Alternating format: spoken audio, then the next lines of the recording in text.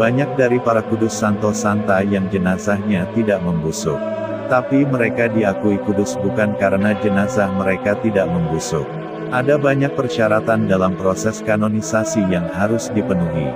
Jenazah yang tidak membusuk bisa karena proses balsem untuk jadikan mumi, bisa karena kelembaban tempat mayat dimakamkan, dan banyak sebab lain. Demikian juga ada banyak yang diakui Santo Santa sekalipun jenazahnya telah hancur. Tapi tidak bisa dipungkiri jenazah yang tidak hancur adalah pertanda mukjizat Tuhan yang menandakan yang bersangkutan adalah seorang kudus. Mari kita dalami ini agar kita umat Katolik bisa bijak meluruskan paham yang menentang kesucian para Santo Santa yang jenazahnya tidak membusuk. Apakah jenazah tetap utuh, berarti Santo dan Santa? Ensiklopedia Katolik. Catholic Credo Channel. Santo Padre Pio yang hidup di abad 20 dan Beato Carlo Acutis yang hidup di abad 21, ditemukan jenazah mereka tetap utuh dan mereka memenuhi persyaratan dengan cepat menjadi Santo dan Beato di abad ini. Demikian juga dengan Paus Yohanes ke-23. Mereka dinyatakan suci bukan karena jenazah mereka tetap utuh. Gereja Katolik tidak semudah yang dipikirkan, ada banyak persyaratan yang harus dipenuhi. Contohnya Santa Margaret dari Castello, yang telah meninggal di abad 14 tanggal 13 April tahun 1320, dan ditemukan jenazahnya tetap utuh hingga hari ini, tapi baru dikanonisasi sebagai Santa oleh Paus Fransiskus di abad ini. Sekitar 7 abad prosesnya, karena ada banyak persyaratan yang tidak gampang untuk diakui sebagai orang kudus. Padahal persyaratan kehidupan yang suci dan mukjizat banyak terjadi di saat Margaret masih hidup, juga sesudah kematiannya. Banyak kesembuhan yang dikategorikan sebagai mukjizat terjadi di makamnya. Kehidupan Margaret dari Castello sangat memancarkan kesucian. Sekalipun sejak lahir ia dibuang orang tuanya, karena dia terlahir sebagai perempuan, juga dia seorang anak yang buta, cebol dan bungkuk. Orang tuanya memiliki kastil yang memiliki ruangan belakang yang terpencil, yang tidak bisa dijangkau oleh orang luar. Margaret tumbuh bagai dipasung dalam ruangan sempit agar tidak diketahui orang. Kamar itu hanya memiliki satu jendela untuk berikan makanan dan kebutuhan lain yang dibutuhkan. Kamar itu berada di samping gereja paroki tapi tanpa pintu untuk ke gereja. Margaret hanya bisa mendengar semua doa dan pujian dari misa harian dan semua doa setiap hari di gereja hingga berusia 16 tahun. Salah satu temannya hanyalah pastor paroki seberang gereja yang mengetahui keberadaannya, dan dengan rahasia mendidik Margaret menjadi seorang yang bersahaja di mata Tuhan. Saat Margaret berusia 16 tahun orang tuanya mendengar tentang gereja di Castello di mana banyak orang sakit disembuhkan. Mereka membawa Margaret dengan harapan mendapat kesembuhan. Tapi sayangnya kehendak Tuhan tidak izinkan Margaret sembuh, sehingga orang tuanya tanpa perasaan meninggalkan Margaret dan tidak pernah melihatnya lagi.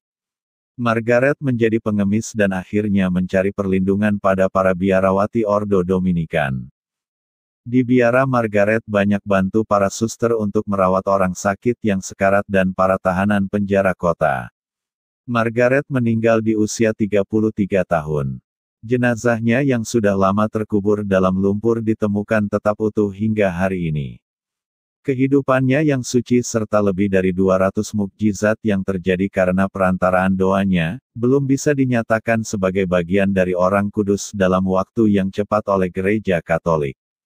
Mungkin karena penemuan jenazah yang utuh sudah terlampau lama, sehingga melacak kehidupannya sudah sulit diperoleh. Dan ada banyak persyaratan proses kanonisasi. Nanti di abad ini, barulah Margaret dari Castello diangkat sebagai Santa oleh Paus Fransiskus. Jadi ini bukti penemuan jenazah yang utuh tidaklah langsung dipastikan kehidupannya kudus dan diyakini berada di surga menjadi perantara doa kita. Kaum skeptis dan mereka di luar gereja Katolik menanggapi dengan penuh kecurigaan akan kenyataan banyak dari santo-santa yang dikaruniai tubuh yang telah meninggal tapi tidak rusak. Tercatat ada sekitar 120 santo-santa yang ditemukan jenazahnya tetap utuh. Ini merupakan satu keajaiban, tapi keajaiban itu tidak berdiri sendiri. Maksudnya jenazah tetap utuh dinyatakan mukjizat jika ada banyak sarana pendukung yang lain, yang menopangnya. Yaitu kesucian hidupnya, mukjizat-mukjizat yang menyertai, dan lain-lain. Apakah jenazah tetap utuh, berarti santo dan santa? Ensiklopedia Katolik. Persyaratan kanonisasi yang berat jadi jawaban kepada para skeptis yang berikan contoh beberapa jenazah bukan Katolik yang tetap utuh. Di benua Amerika ada mumi dari suku Inka, umurnya 500 tahun, ditemukan tahun 1985 di ketinggian 5.300 meter di barat daya punggung Bukit Cerro Aconcagua, Provinsi Mendoza, Argentina. Ada juga mumi anak laki-laki yang dikorbankan dalam ritual berupa pembiusan dan pembekuan sampai mati. Tapi mayat-mayat ini utuh karena sengaja dibalsem untuk supaya tetap awet dan berada dalam kondisi alamiah tertentu, misalnya dingin yang ekstrim dan kondisi yang kering di puncak tertinggi pegunungan Andes. Demikian juga banyak mumi ditemukan di Tarim Basin, China karena sengaja dibalsem. Sedangkan untuk santo-santa yang tetap utuh, Gereja Katolik mengizinkan untuk diadakan penelitian atas jenazah orang kudus yang tetap utuh ini. Memang ada yang diteliti tetap utuh karena kondisi tempat yang mendukung, atau setelah ditemukan tetap utuh, dibalsem sehingga meragukan penelitian. Tapi yang menarik, selain jenazah para kudus bukan cuma tidak membusuk, tetapi masih ada fenomena lain yaitu, mereka mengeluarkan bau harum atau setidak-tidaknya tidak mengeluarkan bau busuk. Keharumannya bukan keharuman yang bisa ditemui di dunia ini, karena itu diberi nama keharuman surgawi. Banyak yang menuduh keharuman itu adalah parfum yang digunakan. Tapi mereka tidak dapat menemukan zat apa yang digunakan dari bau harum yang ada di jenazah para kudus. Tidak ada kesamaan dari bau harum yang keluar dari jenazah para santo-santa. Kardinal Lambertini mengatakan ini sebagai mukjizat, karena hampir tidak mungkin jenazah tidak berbau busuk, apalagi yang berbau harum. Hal ini pasti karena adanya kuasa Tuhan. Tapi, perlu diingat, iblis pun bisa membuat sesuatu berbau harum. Oleh karena itu kembali lagi, keharuman ini tidak bisa berdiri sendiri, harus dikaitkan dengan kekudusan orang tersebut ketika masih hidup. Kriteria dari jenazah yang tak rusak adalah setelah dikubur selama bertahun-tahun tanpa mengalami proses pengawetan, tetap dapat mempertahankan rona, kesegaran, dan kelenturan seolah-olah hidup setelah mati bertahun-tahun. Tentu saja hal ini merupakan sesuatu yang luar biasa, dapat dikatakan suatu mukjizat. Ketidakrusakan jenazah, bisa menjadi salah satu tanda kekudusan seseorang. Secara spiritualitas, tanda demikian merupakan indikasi bahwa jenazah orang tersebut dipersiapkan untuk kebangkitan tubuh dengan mulia. Akan tetapi, tidak semua para kudus itu jenazahnya utuh sepenuhnya. Ada juga yang hanya bagian-bagian tertentu saja yang utuh, sedangkan bagian lainnya hancur secara alami. Hal ini berlaku misalnya pada Santo Yohanes Chrysostomos, si lidah emas. Semasa hidupnya ia banyak mewartakan kebenaran iman dan membela ajaran iman Katolik. Berkat khotbah-khotbahnya, banyak orang yang tersentuh dan mengalami pertobatan. Setelah ia wafat, beberapa tahun kemudian kuburnya dibongkar dan didapatkan lidahnya masih utuh sekalipun bagian tubuh lainnya sudah hancur. Fenomena-fenomena ini memang menimbulkan banyak pertanyaan. Mengapa beberapa jenazah para kudus itu bisa tahan bertahun-tahun, bahkan beberapa dekade, dan bahkan ada yang tahan beberapa abad? Akan tetapi, kemudian mengapa setelah tahan sedemikian lamanya jenazah itu pun akhirnya hancur secara alami? Bagaimana mungkin ada bagian tubuh yang masih bisa bertahan utuh padahal sudah terpisah dari badannya? Santa Bernadette dan Santa Teresia dari Lisieux sama-sama gadis Perancis yang hidup di abad ke-19. Mereka sama-sama masuk biara pada usia muda dan meninggal pada usia muda. Akan tetapi, mengapa jenazah Santa Bernadette utuh, sedangkan jenazah Santa Teresia dari Lisieux ditemukan telah hancur secara alami ketika makamnya dibongkar? Jadi, mengapa tidak semua orang kudus jenazahnya utuh? Gereja selalu menganjurkan agar kita mencari alasan ilmiahnya terlebih dahulu jika menemukan jenazah yang tidak rusak. Akan tetapi, memang dalam banyak kasus para ilmuwan masih belum dapat memberikan penjelasan ilmiahnya. Walau demikian, gereja mengatakan bahwa jenazah yang tidak rusak tidak menjamin bahwa orang itu kudus. Memang betul, jenazah yang tidak rusak bisa menjadi tanda kekudusan, tetapi bukan berarti kalau ada jenazah yang tidak rusak, orang tersebut otomatis kudus. Kita perlu melihat bagaimana kehidupan orang itu, segala kebajikan-kebajikan selama hidupnya, singkatnya mengkaitkannya dengan kekudusan orang tersebut secara keseluruhan. Apakah jenazah tetap utuh? Berarti santo dan santa. Ensiklopedia Katolik. Hebatnya, cerita tentang tubuh orang suci yang tidak membusuk telah diceritakan sejak zaman paling awal hingga saat ini.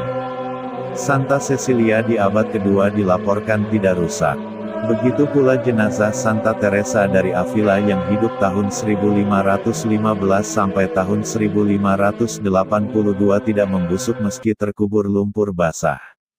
Jenazah Santo Franciscus Xaverius tahun 1506 sampai tahun 1552, dan Santo Yohanes dari Salib hidup tahun 1542 sampai tahun 1591, semuanya tetap segar dan utuh meskipun ditutupi selama berbulan-bulan dalam karung kapur, yaitu bahan kimia yang digunakan untuk mempercepat pembusukan daging. Santa Clara dari Montefalco yang hidup tahun 1268 sampai tahun 1308, seorang biarawati Italia yang suci, di mana dia menyatakan kepada saudara perempuannya, "Jika kamu mencari salib Kristus, ambillah hatiku, di sana kamu akan menemukan Tuhan yang menderita." Setelah kematiannya, tidak hanya tubuhnya tetap tidak rusak, tetapi para suster mengambil jantungnya dan menemukan, dengan jelas tercetak di jaringan jantung, sosok yang mewakili salib kecil lengkap dengan 5 luka penyaliban. Ketika Santo Yohanes dari Salib meninggal pada tahun 1591, dia dimakamkan di dalam lemari besi di bawah lantai gereja. Saat kuburan dibuka 9 bulan kemudian, tubuhnya masih segar dan utuh, dan ketika jari diamputasi untuk digunakan sebagai relikwi, tubuhnya mengeluarkan darah seperti yang dilakukan orang yang hidup. Makam itu dibuka untuk kedua kalinya 9 bulan setelah itu. Tubuhnya masih segar, meski sudah dilapisi kapur barus. Pada penggalian lebih lanjut pada tahun 1859 dan 1909, tubuhnya ditemukan masih segar.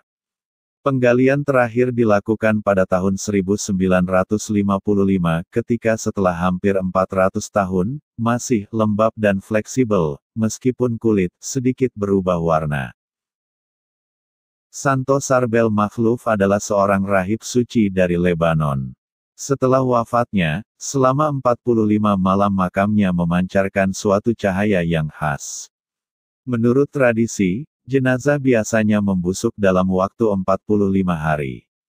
Oleh karena itu, 45 hari kemudian makamnya dibongkar dan ditemukan jenazahnya masih utuh. Padahal dalam waktu 45 hari itu sempat ada hujan deras sekali sehingga jenazahnya ditemukan terendam di genangan lumpur. Kemudian jenazah Santo Sarbel dikenakan pakaian baru dan dimasukkan ke dalam peti kayu, namun tubuhnya mengeluarkan minyak begitu banyaknya sampai-sampai bajunya harus diganti 2 kali. Tahun 1927, berarti 29 tahun kemudian setelah kematiannya, makamnya kembali dibongkar dan dijumpai jenazahnya masih utuh dan lemas seperti tubuh orang hidup. Setelah itu ia dikuburkan kembali. Tahun 1950 para peziarah memperhatikan adanya minyak yang khas keluar dari makamnya. Saat itu banyak orang mengalami kesembuhan karena minyak tersebut. Akhirnya, kuburnya dibongkar kembali dan didapati jenazahnya masih utuh. Tubuh Santo Sarbel ini tidak rusak selama 67 tahun dan akhirnya hancur seluruhnya pada tahun 1965. Fenomena-fenomena ini termasuk yang terdokumentasi dengan baik dari semua dugaan kejadian ajaib. Kita dapat pergi dan melihat jenazah yang tidak dapat rusak bahkan sampai sekarang. Seringkali tubuh mereka dipajang di depan umum. Tidak hanya mereka masih terlihat, tetapi penggalian yang lebih baru disaksikan dengan sumpah dan pernyataan tertulis oleh orang-orang pekerja biasa serta para profesional yang terhormat. Gereja berhati-hati untuk tidak langsung mengambil kesimpulan. Dalam semua kejadian yang tampaknya supernatural atau preternatural, gereja menasihati kita untuk melihat dulu penjelasan alami. Bahkan kemudian kita harus menahan penilaian, mengingat fakta bahwa mungkin ada penjelasan alami yang belum kita mengerti. Seperti fenomena yang paling luar biasa, keberadaan benda tak rusak belum dipelajari secara luas oleh komunitas ilmiah. Namun, penyelidikan terbaru oleh ahli patologi, ahli kimia dan ahli radiologi menunjukkan bahwa dalam beberapa kasus, tubuh orang suci dibalsem setelah kematian. Tidak ada upaya penipuan atau kerahasiaan, tetapi seiring waktu pengetahuan bahwa pembalseman telah hilang. Kadang-kadang, setelah penggalian dan didokumentasikan tidak rusak, tubuh dibalsem di kemudian hari. Dalam kasus lain, kondisi lingkungan mungkin melindungi sisa-sisa dari pembusukan. Ini mungkin situasi ketika tubuh secara misterius membusuk dengan cepat setelah beberapa dekade tidak dapat rusak begitu dipindahkan, mungkin lingkungan aslinya entah bagaimana sangat kedap udara. Apakah jenazah tetap utuh, berarti santo dan santa? Ensiklopedia Katolik. Ilmu pengetahuan dan penelitian sejarah mungkin dapat menjelaskan beberapa dari apa yang disebut inkoruptibilitas atau jenazah yang tidak dapat rusak. Namun demikian, begitu penjelasan alami dan campur tangan manusia diperhitungkan, sejumlah kasus yang mencengangkan tetap tidak dapat dijelaskan. Kami benar-benar tidak tahu mengapa beberapa tubuh orang suci tidak rusak. Tidak ada jaminan kekudusan. Meskipun otoritas gereja tidak menyangkal kemungkinan pengawetan tubuh secara ajaib. Menurut gereja Katolik, fenomena aneh mungkin menegaskan kesucian, tetapi dengan sendirinya, pelestarian tubuh yang tidak wajar tidak secara otomatis membuktikan kekudusan. Gereja secara masuk akal, lebih tertarik pada kebajikan nyata dan kesucian orang tersebut. Selain itu, fakta bahwa tubuh seseorang tidak rusak tidak menjamin kesucian. Ada beberapa contoh orang yang tampaknya belum suci yang juga tidak rusak. Kefanaan juga tidak membuktikan iman Katolik, karena ada contoh biksu Buddha yang tubuhnya juga tidak rusak. Sementara itu, bagaimanapun, inkoruptibilitas atau jenazah yang tidak dapat rusak banyak mengajari kita. Mereka mengingatkan kita bahwa iman kita bersifat fisik dan juga spiritual. Inkarnasi Tuhan kita adalah peristiwa sejarah yang nyata yang bersifat supernatural dan fisik pada saat yang bersamaan. Hal yang sama berlaku untuk kebangkitannya dari antara orang mati. Inkoruptibilitas atau jenazah yang tidak dapat rusak menunjukkan bahwa dunia spiritual dan dunia fisik saling terkait. Kita tidak tahu semua aturan persis dari interaksi ini, tetapi kita tahu bahwa apa yang kita lakukan dengan tubuh kita memengaruhi jiwa kita, dan apa yang kita lakukan di alam spiritual memengaruhi tubuh kita. Inkoruptibilitas atau jenazah yang tidak dapat rusak juga memberikan tanda yang meyakinkan yang menunjuk pada kebangkitan orang mati, ketika semua orang kudus Tuhan akan menerima kembali tubuh mereka, yang tidak dapat binasa dan diubah oleh kemuliaan-Nya. Akhirnya, inkoruptibilitas atau jenazah yang tidak dapat rusak mengingatkan kita bahwa mukjizat terjadi, bahwa dunia ini tidak begitu dapat diprediksi seperti yang kita pikirkan, bahwa Tuhan sedang bekerja di dunia, dan bahwa setiap saat Dia mungkin mengejutkan kita dengan bukti baru tentang kuasa dan kasih-Nya. Memang benar, bahwa kita percaya akan kebangkitan badan di akhir zaman, dan iman dan pengharapan kita akan hal ini selayaknya tidak goyah. Memang benar juga, bahwa iman kita selayaknya tidak tergantung oleh tanda ataupun mukjizat tertentu. Namun ada kalanya di dalam kehidupan manusia, Tuhan melakukan mukjizat justru untuk menunjukkan kuasa-Nya dan bahwa mukjizat-Nya masih tetap terjadi di dunia ini. Selanjutnya adalah bagaimana kita menyikapinya. Karena bagi orang yang percaya, memang sesungguhnya tanda tidak diperlukan, namun bagi orang yang sudah tidak percaya, tanda sebesar apapun juga tetap saja tidak akan cukup. Salah satu tanda yang masih terjadi sampai saat ini adalah bahwa Tuhan mengizinkan para orang kudus-Nya tidak mengalami kerusakan jenazah, untuk menunjukkan besarnya kuasa kasih rahmat-Nya yang mengatasi maut dan kebinasaan. Mengapa Tuhan membuat tubuh Santo Santa itu tidak rusak? Walau jawaban sempurnanya ada di tangan Tuhan, namun setidaknya kita dapat melihat bahwa hal ini adalah penggenapan nyata janji Allah yang disebutkan dalam Mazmur bab 16 ayat 10.